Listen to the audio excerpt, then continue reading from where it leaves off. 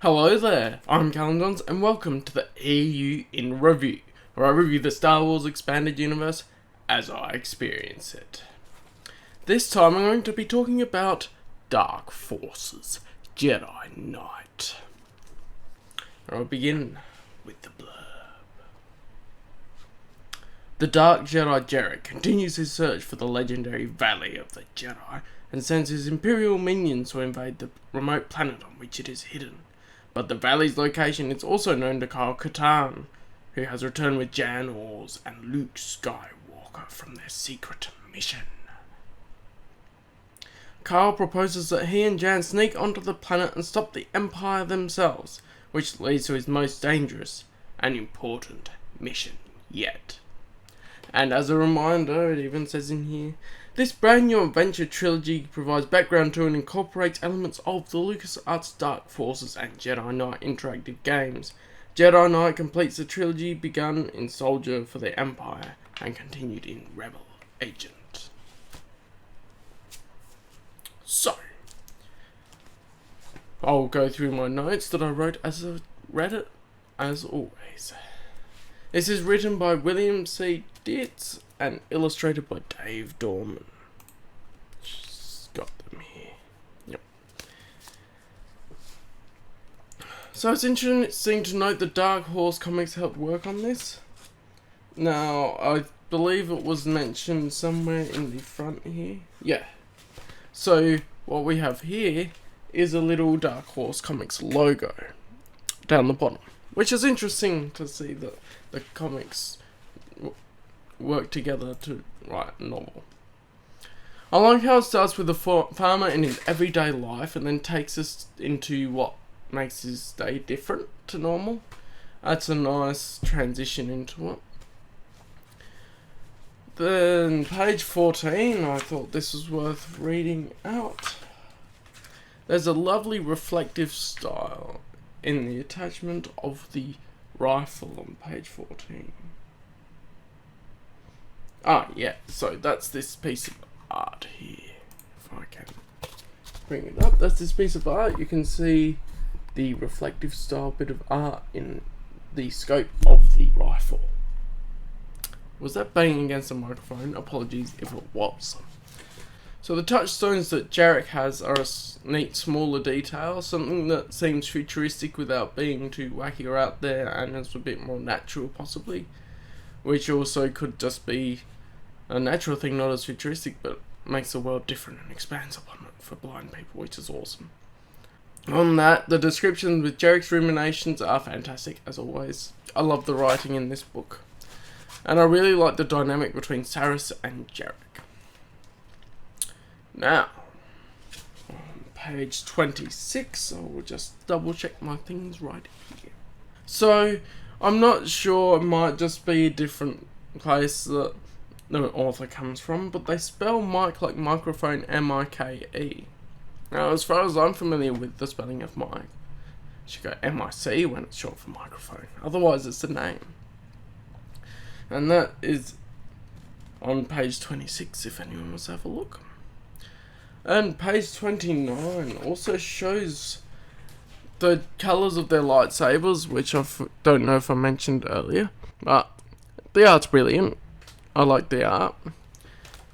The Saris's lightsaber is blue, and Yun's is orange. And I was just wondering if they're lightsabers from dead Jedi or are they fallen Jedi themselves, which it seems to imply by calling them Dark Jedi that they are fallen Jedi. Expansion on that would be nice if anyone writes more stories. Right. So, this novel appears to have an error because the events can't take place after the events of courtship of Princess Leia. But, Leia is called Leia Organa Solo in this novel. This is printed in 1998, so it's after courtship of Princess Leia. So it's interesting to note that they did that. This could be that they accepted the Jedi Prince wedding as when they got married, which is what I'm going to go by there for this novel at least.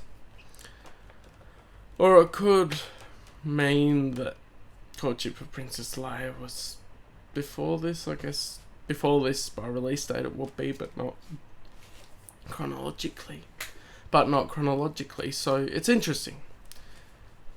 I had this whole thing going on with it. Should I shift Courtship of Princess Leia before in my order that I'm reading them? Which I got a bit out of order anyway, which is why I say as I experience it. But it's, yeah, that thing. It mentions the meal that they nearly shared together, which seems to be a reference to the Jedi Prince meal that they nearly shared together, and then they couldn't because stuff happened. I really like how Carl admits that Jan is a better pilot. So Carl Katan admits that Jan Ors is a better pilot, which is interesting.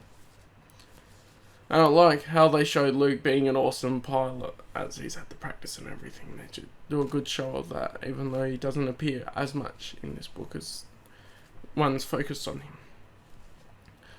The Imperial Star Destroyer was rammed by a rebel gunship. Now this will be an interesting one. It's partially destroyed, probably from the explosion of the rebel gunship against it. And this is interesting. But I like how the Imperial officer, Prudy M. Trico, worships some other sorts of gods as well. It adds diversity in the characters' beliefs, and that there are a bunch of different religions out there. Also evident in the Han Solo trilogy. The Paradise Snare comes to mind. On page 53, Biss is mentioned. So that's a connection to Dark Empire, because Biss is where Dark Empire first appeared. I like how it mentions the Imperials being short on supplies, and that adds to them being the Empire being on the lower level, not being in as good a state as they once were after Return of the Jedi and the defeat of the Death Star 2. Or the second Death Star, whichever you want to call it. Page 64, they mention Drek, and by the context, it's a swear word very much like Ossic or BS. I'm not going to say the full thing for BS, but you know what I mean. Page 76 mentions that every Jedi perceives the Force in their own way, which is great. And the best concept, like the best way this has been shown, I believe, is when I've been reading Coruscant Nights and Michael Reeves' books. That he does a great way of explaining different perceptions of the Force, different Jedi and Sith, which are awesome. I like how it takes Yoda through the journey that more light side attributes are a solution that it slowly turns over to the light. The pacing on that's really good, actually. I thought it was interesting that they use a preservative gel on items that they find at the valley. And this seems like more advanced technology than they have actually at the time in the book. This advanced technology they talk about is interesting to consider that the Republic actually seems to have lost technology over the 1,000 years up to the formation of the Empire somewhat. And I couldn't help but think about Darth Gravid and how he caused the Sith to lose so much knowledge about the 500-year mark. That could be connected to creating a lack of technology later on. Perhaps they did something to lose knowledge of some technology as well. It'd be interesting to find out. Give an explanation to that. Well, that's what I'm thinking.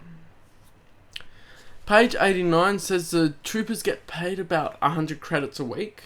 So you've got a frame of reference, at least post Return of the Jedi, for how much the stormtroopers are paid at this point in time. It mentions Palpatine by name, so that is actually interesting because this was published in 1998, and The Phantom Menace came out in 1999.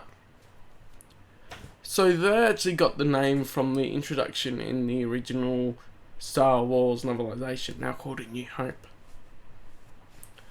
where George Lucas in that gave some of the backstory to the Emperor, which is awesome. Kyle's temptation with the dark side is great to read. I like how it shows him warring with it and ultimately choosing the light, of course, but it's awesome to read. I really loved it. And there's a great quote by Ran on page 106 with that. And I think this also relates to what people think of Luke turning to the dark side in Dark Empire and that sort of thing. If I can just find the page. It says, "That which is flows from that which was. The best way to learn is to feel what it was like." So a Force Ghost, with all his wisdom, actually shows and starts that explanation of the best way to learn about the dark side is to feel what it was like. And I think that's a great way of expanding upon a bit of an explanation of Luke going to the dark side and learning stuff about it as well. I love how it goes back and gives an account of the events on Ruusan from the perspective of one of the Jedi that were there, serving with Lord Hoth. And previously there's only the Darth Bane trilogy version in Path of Destruction, and the point of view from his perspective. But this time it's a point of view from the Jedi, and it's really cool to read. And Tal refers to Lord Hoth as Sire, like old medieval knights, which I thought was interesting. And at this point, referring to the Brotherhood of Khan as Jedi feels weird, as they were Sith. However, this is still from the perspective of Kyle Katarn, so I reasoned that still from the perspective of Kyle Katarn, so he still called them Jedi from his perceptions of what Jedi were at the time, which is interesting. It also seems like the way it's described has the Force building constructs much like a lantern from DC Comics. The Green Lanterns are the best known lanterns there. Oh, the most well known, I should say. And overall, the Multicrow seems to change colour in between some of the art, I noticed, and that may just be because of different lighting or something. Let me just find it. So, that cover came off. But I have the Multicrow in this picture, which is that sort of colour, and then you have the Multicrow in this picture, which is much lighter. However, it does seem to be a lighting thing. The Multicrow does seem to be a different colour in those, which is different. And it seems to feel like the big three, to me, always have to give their permission to go with this trilogy, rather than any other Alliance leaders there, or just Mon Mothma giving them permission to go. I don't know why they have to drag Han, Luke and Leia into it, when they could have just had Mon Mothma gives them the mission like always. But I guess if you want to know what's going on with the original trilogy characters at the time, there's a bit of a frame of reference. I really love how William Dietz does brilliantly at incorporating the commoners into the story, the normal farmers and all that. And it gives everyone more of a character. He gives them the space in the book to just add a little bit of detail that will add to the character and the immersion. It's great.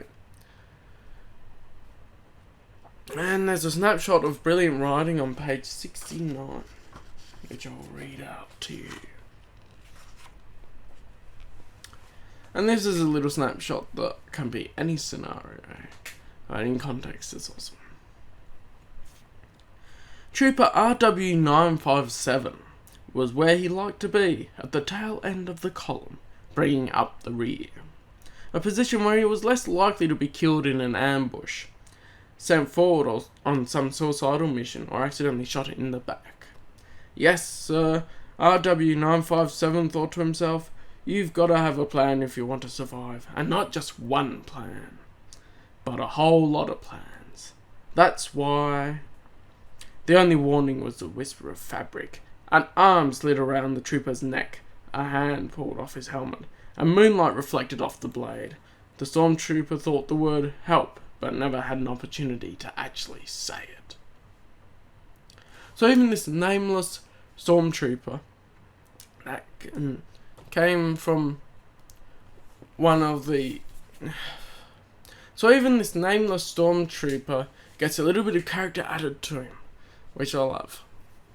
So overall, this is a great book. I love it, and the pacing is really well done. I love that they have quieter moments that add to the story a lot, while the action pushes the narrative along. When it feels like it's almost getting that little bit too far, it's pushed along. It's awesome for this whole trilogy, that is. Definitely recommend reading this whole trilogy. It starts with Soldier for the Empire, goes to Rebel Agent, which I reviewed just before, and Jedi Knight, which I finally finished. It's been a little bit. It's easier to read the comics than the novels. Anyway, thank you so much for watching this video. I hope you enjoyed hearing my thoughts. What are your thoughts on Dark Forces Jedi Knight, or the Dark Forces trilogy of novels as a whole? I'll see you in the next video. Bye.